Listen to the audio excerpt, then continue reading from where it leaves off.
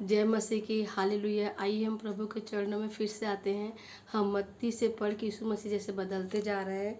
हम मत्ती के 10वें चैप्टर में पहुंच गए थे। हम अगला चैप्टर पढ़ेंगे जो 26 है, जो अपने बाइबल में दिखा रही हूँ, जिसका शीर्षक है किससे डरे क्वेश्चन मार्क। मैं अपने बाइबल में पढ़ती, आप भी अपने बाइबल में पढ़िएगा। जैसे 26 में बोलता है, इसलिए मनुष्यों से मत डरना, क्योंकि परमेश्वर बोलते हैं मनुष्यों से डरने की आपको कोई भी आवश्यकता नहीं है। आगे बोलते हैं, क्योंकि कुछ ढका नहीं जो खोला ना जाए। मतलब परमेश्वर बोलते हैं कि तुम मनुष्य से मत डरो, कुछ भी ऐसा ढका नहीं है जिसको मैं नहीं खोल सकता।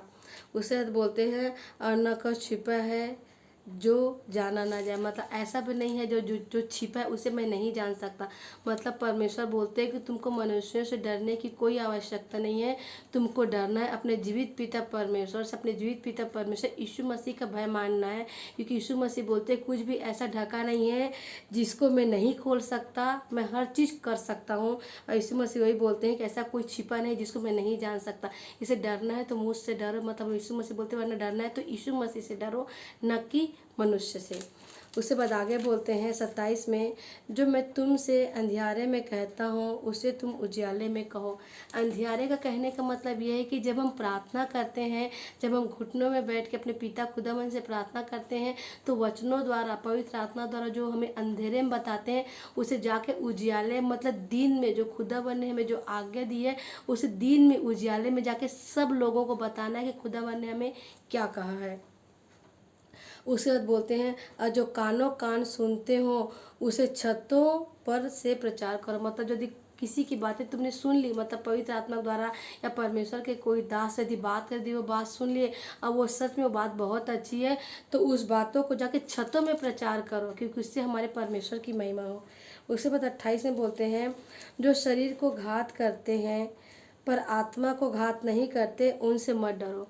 मतलब शरीर का घात कौन कर सकता है? शरीर का घात सिर्फ हमारा मनुष्य कर सकता है, और शैतान सिर्फ हमारे शरीर का घात कर सकता है। इसलिए हमें उनसे नहीं डरना है जो हमारे शरीर का घात करता। अगला वचन बोलते हैं, उसी से डरो जो आत्मा और शरीर दोनों को नरक में नष्ट कर सकता है। मतलब परमेश्वर बोलते हैं, मतलब ये यीशु मसीह ऐसा बता रहे हैं कि उनसे मत डरो जो सिर्फ आपके शरीर पे घात करते हैं, पर वो बोलते हैं कि उनसे डरो जो आपको शरीर आत्मा दोनों का घात करता है। मतलब वो जीवित पिता परमेश्वर जो हमें नरक के अग्नि में डाल देता है। इसलिए यीशु मसीह बोलते हैं कि मनुष्यों से डरने की कोई आवश्यकता नहीं, डरो तो सिर्फ जीवित पिता परमेश्वर से और यीशु मसीह से। जो यीशु मसीह वो मतलब वो वैसे भगवान है, वैसे परमेश्वर नहीं है जो जाके कोई बात बोले कि जा कर लो। पर तारीफ करती यीशु मसीह कि आप हमारे जैसे ज़िंदगी जिए, और हमारी जो भी तकलीफ थी यीशु मसीह आप हमारे हर तकलीफ को देखे हो और बराबर हमें उसका उत्तर देते हो। उसके बाद 19 में 29 में बोलते हैं, क्या पैसे में दो गौरियाँ नहीं खरीद बिकती। मतलब आप पैसे में दो गौरैये खरीद मतलब बेच सकते हो। पर उसके बाद आगे क्या बोलते हैं, क्वेश्चन मार्क। आगे बोलते हैं, तभी तुम्हारे पिता की इच्छा के बिना उनमें से एक भी भूमि पर नहीं गिर पड़ती। मतलब आपने पैसे में दो गौरैये थे, बेच दिए, आप उसको मारोगे, पर जब तक अपने खुदावन यीशु मसीह अपने परमेश्वर की इच्छा नहीं होगी तब तक वो गौरैये नहीं मरेगी, क्योंकि उसमें जीवन मतलब जीवन और मृत्यु का हक सिर्फ परमेश्वर है, ना कि इंसान, ना कि शैतान को। आगे बोलते हैं, तुम्हारे सिर के बाल भी गिने। मतलब हमारे सर के एक एक बाल भी परमेश्वर ने गिन के हमें दिया है। मतलब हमारे एक एक चीज़ की चिंता परमेश्वर को है।